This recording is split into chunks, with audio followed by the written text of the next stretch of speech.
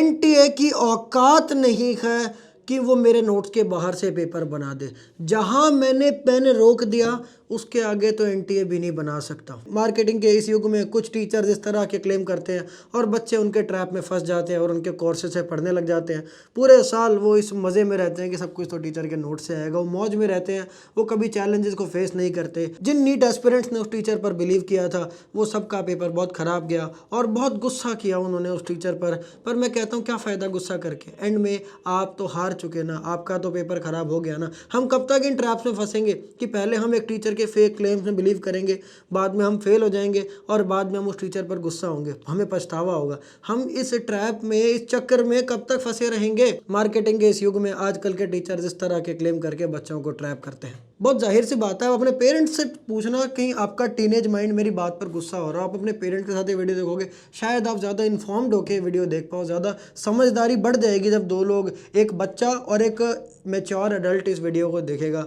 ये मैच्योर लोगों के लिए वीडियो है। जाहिर सी बात है ना, एनटीए कौन सा इन टीचर्स को फ़ोन करके कहता है सर ज़रा वो अपने नोट्स भेज देते तो अगले साल का पेपर बनाना है।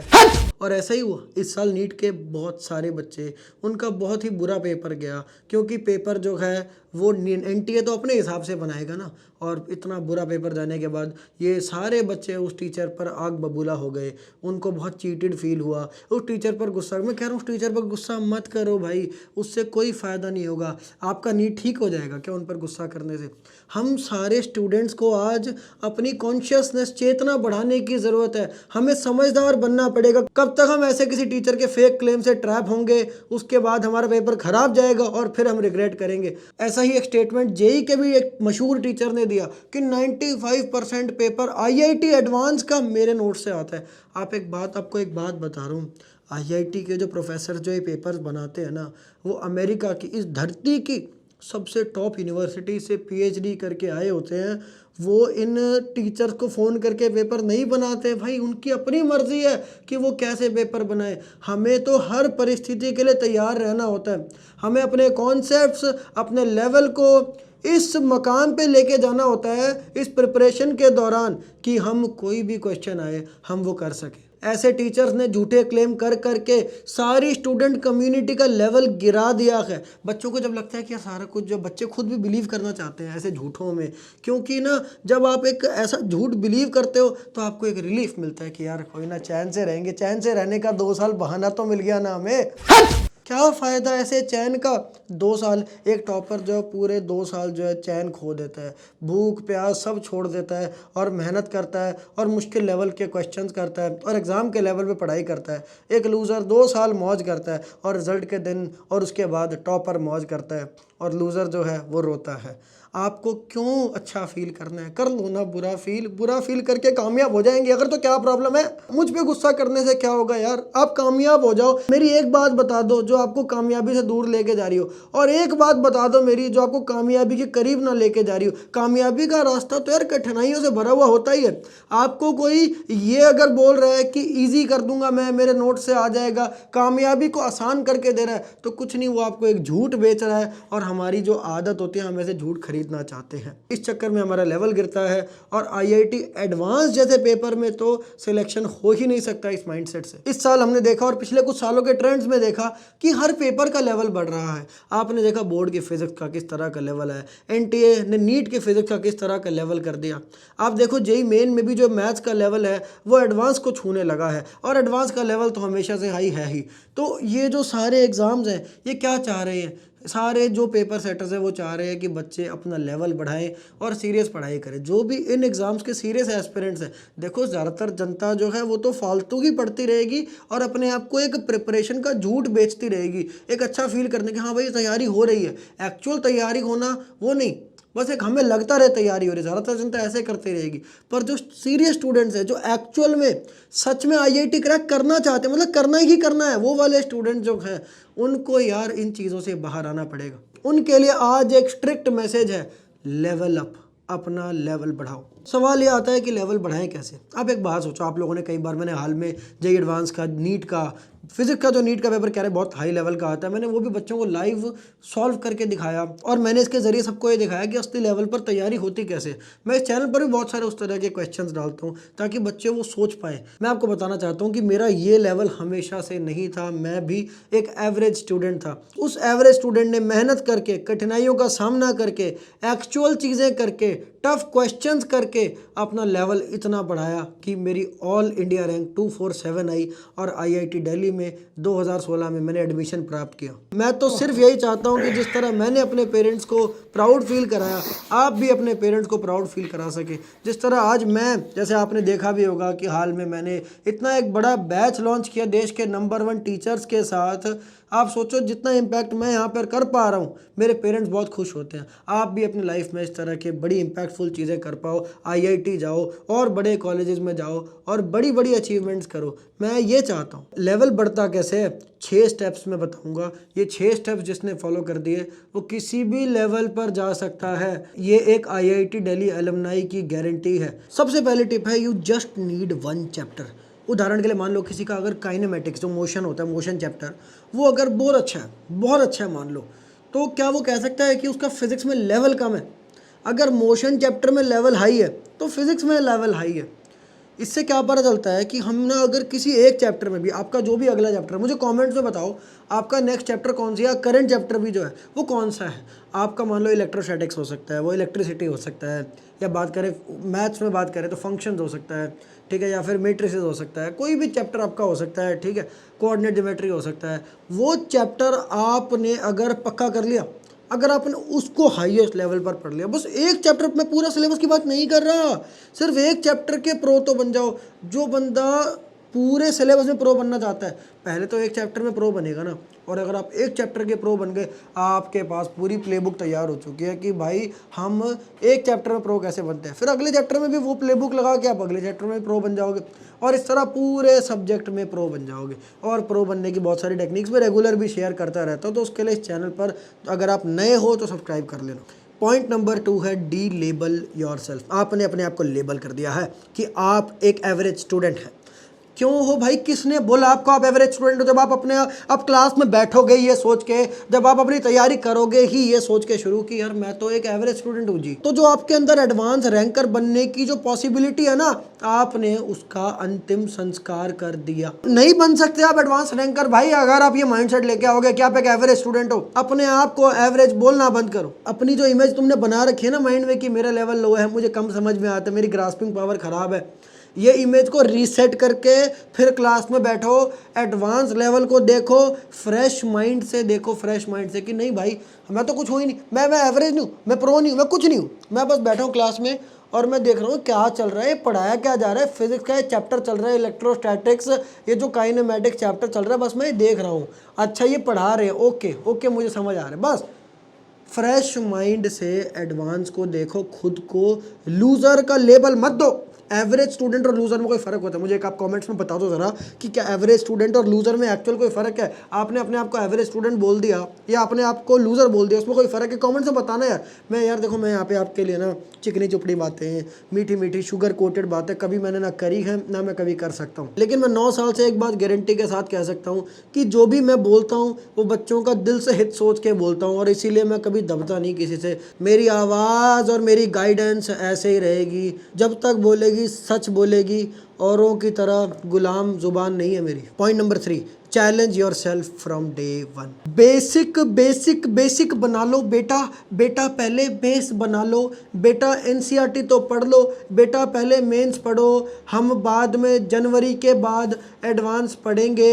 ये सब ट्रैप है। बेसिक, आप एक बात बताओ, बेस बनाने के लिए बोलते हैं ना आपको, आप एक मुझे बात बताओ, आपको एक बिल्डिंग में रहना है मान लो, ठीक है, आपने, आपके पेरेंट्स ने एक फ्लैट बुक किया है मान लो, और वहाँ पे बहुत बड़ी बिल्डिंग बननी है, उसका आपने पहले से प्री बुक कर लिया।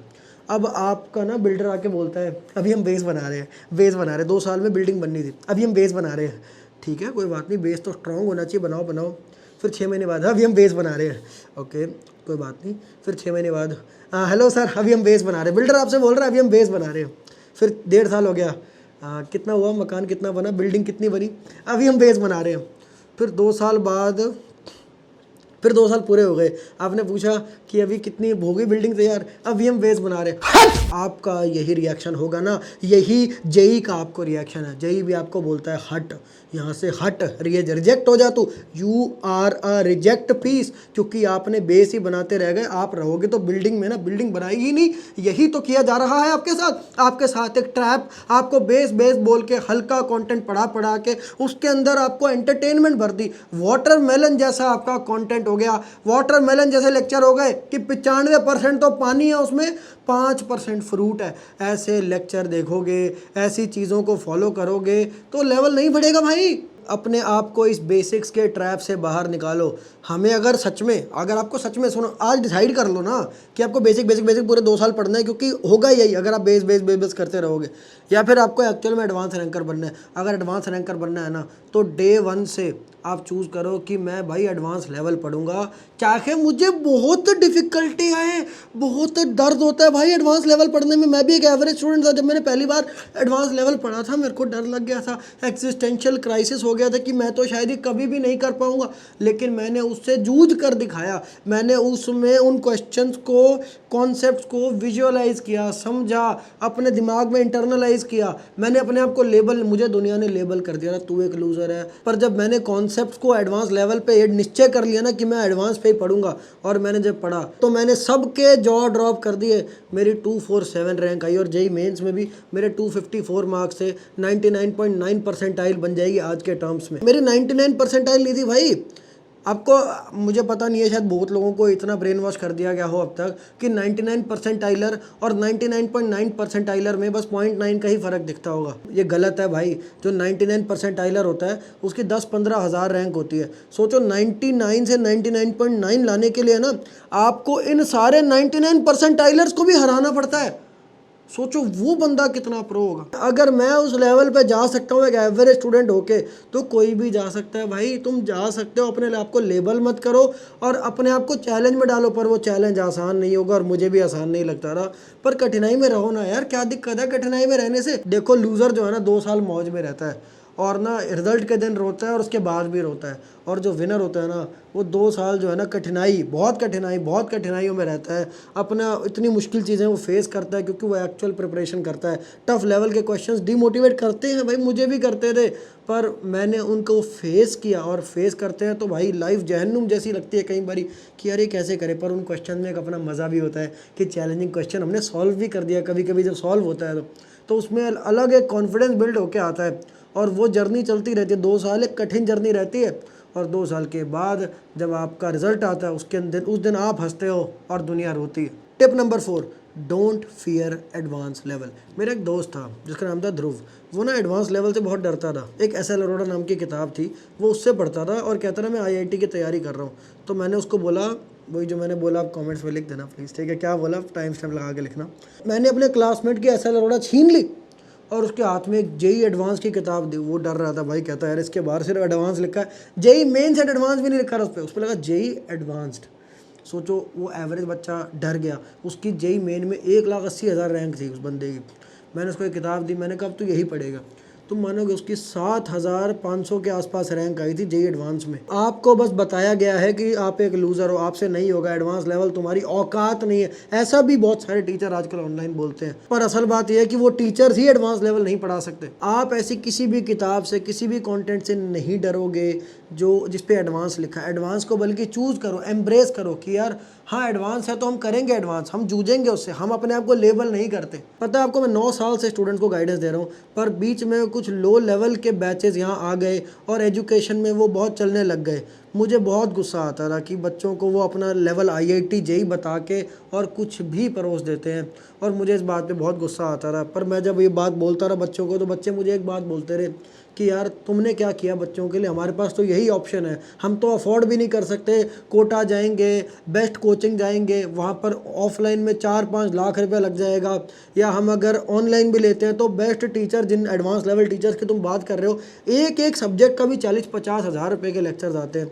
इसलिए मैंने एक चेंज किया। इस पूरी इंडस्ट्री में मैं गया कोटा के बेस्ट टीचर्स के पास, जो बिल्कुल बेस्ट है, मतलब इस देश के बेस्ट है। आपके टीचर्स भी मुझे कमेंट से बताना, क्या आपके टीचर्स बोलते हैं कि M S Chauhan book best है, एन अवस्थी बुक बेस्ट है, क्या ब्लैक बुक बेस्ट है, ऐसा आपके टीचर्स बोलते हैं?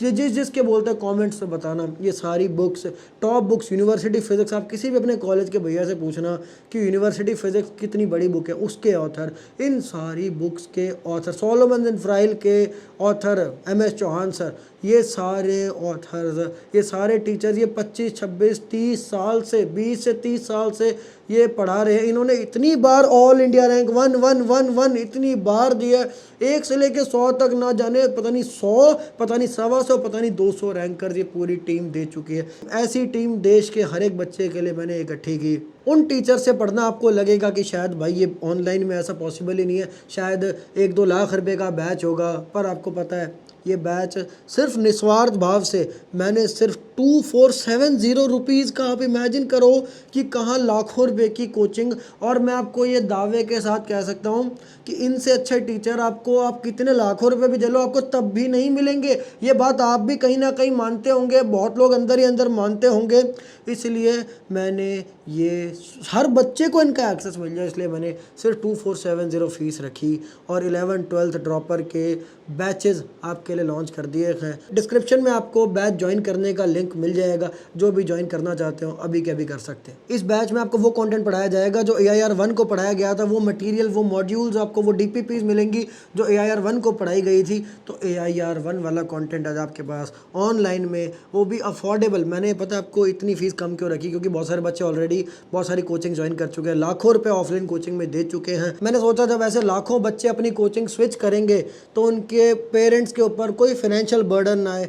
2000 रुपये किसी भी स्टूडेंट के लिए अफोर्डेबल है। आप इसको सोच सकते हो कि दिन के 7 या 8 रुपये आपको ये पड़ेगा। आप इमेजिन करो ये इतना। आज मैंने IIT की कोचिंग, वो भी बेस्ट, मतलब इससे बेस्ट है ही नहीं। मैं कह रहा हूँ लाखों क्या करोड़ों रुपए में भी इससे बेस्ट कुछ नहीं है। ये बात आप कहीं से भी जाके इस पर डाउट करो मेरी बात पे, और दुनिया से जाके पूछ लो, और तब भी आप इसी कंक्लूजन पे आओगे कि इससे बेस्ट कुछ नहीं है। आप कहीं भी चले गए हो, आपने कुछ भी पे कर दिया, पर तब भी इससे बेस्ट कुछ नहीं है। धीरे धीरे मुझे इसकी फीस बढ़ानी पड़ेगी, पर आज आपके पास मौका है, आप इसे अभी के अभी ज्वाइन कर सकते हो। लेवल बढ़ाने के लिए 2 पॉइंट्स और सुन लो। Point number 5, you will feel bad. आपको हो सकता है वीडियो सुन के भी बहुत बुरा लगा हो कहीं ना कहीं, पर शायद मैं बस उम्मीद ये कर रहा हूँ, हो सकता है मुझे इसके बाद हेट मिले, पर उम्मीद ये कर रहा हूँ कि लोग मुझे समझेंगे, मेरे इंटेंशन को समझेंगे। क्योंकि यार अच्छा करके भी आपको कई बार अच्छा समझा जाए ज़रूरी नहीं है, और मैं इसके लिए तैयार हूँ, पर कोई बात नहीं। एनीवे मेरी इंटेंशन को आप समझने की कोशिश करो। यू विल फील बैड, जैसे आपको मेरी बात से भी शायद बुरा लगा हो, क्योंकि मैं यार बिल्कुल सच बोलता हूँ, रॉ ट्रूथ बोलता हूँ, हो सकता है आपको बुरा लगा हो। और ऐसे ही आप जब एक्चुअल प्रीवियस ईयर के क्वेश्चंस करोगे, IIT के एक्चुअल क्वेश्चंस करोगे, वो आपको बुरा फील ही कराएंगे। वो आपको दिखाएंगे देख तू कितना छोटा है, देख तेरा लेवल कितना लो है। वो आपके ऊपर बार बार ये बोलेंगे, IIT के क्वेश्चन आपको बोलेंगे। और मैं बच्चों को इसीलिए ये बोलता हूँ ताकि IIT के क्वेश्चन उनको ना बोले, ताकि मेरी बात सुन के वो मेहनत कर ले और IIT के क्वेश्चन करने के काबिल हो जाए। पर आप जब भी चैलेंजिंग चीज़ें फेस करते हो तो आपको बुरा फील होता है। बी रेडी फॉर इट, ये नॉर्मल है। टॉपर्स को भी, मैंने तो बहुत सारे रैंकर देखे हैं, टॉपर्स को भी बुरा फील होता है जब वो चैलेंजिंग चीज़ें करते हैं। पर बुरे के बियॉन्ड खुशियाँ हैं, बुरे के बियॉन्ड जब आपके मॉक टेस्ट में नंबर आते हैं तो कॉन्फिडेंस है। वहाँ पर जब आप क्लास में सबसे पहले जवाब दे पाते हो, वहाँ कॉन्फिडेंस है, वहाँ पे ऑरा है, वहाँ आपका रिज है कि भाई ये बंदा सबसे पहले जवाब देता है, ये तो यार कोचिंग के टेस्ट में रैंक 1 लेके आता है, वो रिज है। पॉइंट नंबर 6, हल्का लेवल तो आपने पढ़ लिया, वो तो आपको आसान लगता होगा और उसमें इतनी भी हार्डवर्क की ज़रूरत नहीं होती होगी। पर टफ लेवल बिना हार्डवर्क के नहीं होगा, पहले बता रहा हूँ।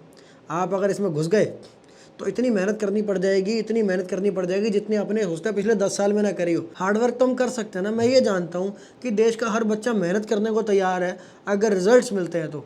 और आज आपके पास AIR 1 लाने तक का भी मौका है, क्योंकि वो टीचर्स आपको पढ़ा रहे हैं जिन्होंने 1-2 बार नहीं, जिन्होंने ना जाने कितनी बार AIR 1 निकाल रखी है। तो इन्हीं 6 पॉइंट्स का यूज़ करके आप अपना लेवल बढ़ाओ। आप मुझे कमेंट्स में बताना आप इस वीडियो से क्या सीख के जा रहे हो आज। मुझे पता है कि बहुत लोग मुझे बहुत दिल से भी सुनते हैं और मेरी वीडियो का इंतज़ार करते हैं और सीखना चाहते हैं, तो यार लेकिन वो ना अपनी दिल की बात जो है कमेंट्स में नहीं लिखते। तो मुझे कभी अच्छे कमेंट्स बहुत कम दिखते हैं उन लोगों के, पर वो जब कभी मिलते हैं तो इतने अच्छे कमेंट्स करते हैं। तो आज यार दिल की बात दिल में मत रखो, कुछ कमेंट्स में मुझे ही बताओ, मुझे भी मोटिवेशन मिलता है जब आप बताते हो कि मेरी चीज़ आप तक पहुंच गई है और आपको उसने मोटिवेट किया है और उसने एक नई डायरेक्शन दी है। बाकी सारे 11-12 ड्रॉपर किसी का भी आपको बैच ज्वाइन करना हो, डिस्क्रिप्शन में लिंक है, अभी के अभी ज्वाइन कर सकते हो। मिलते हैं अगली वीडियो में, और बैच में भी मैं कुछ सेशंस लेने वाला हूँ, वहाँ भी अपन मिलेंगे। बहुत बहुत धन्यवाद।